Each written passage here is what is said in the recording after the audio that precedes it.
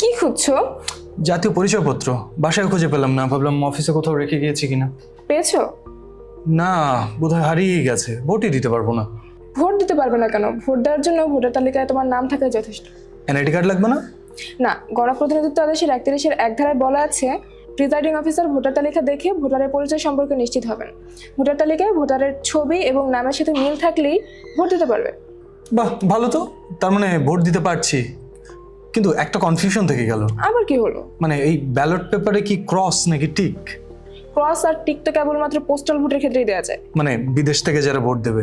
শুধু বিদেশে থাকা ব্যক্তিরাই যে পোস্টাল ভোট দিতে পারবে এমনটা নয়, দেশে থেকেও অনেকে পোস্টাল ভোট দিতে পারবে। এই যেমন ধরো নির্বাচনে কর্মরত ব্যক্তিরা। আর আমরা যারা ভোট কেন্দ্রে গিয়ে ভোট দেবো? ভোটের বুথে ঢোকার পরে তোমাকে একটা মার্কিং সিল দেওয়া হবে। তুমি যে প্রার্থীকে ভোট দিতে চাও সেই প্রার্থীর নাম ও প্রতীকে সেই সিল দিতে হবে। বাহ, বেশ সহজ তো। তুমি কি ভেবেছিলে?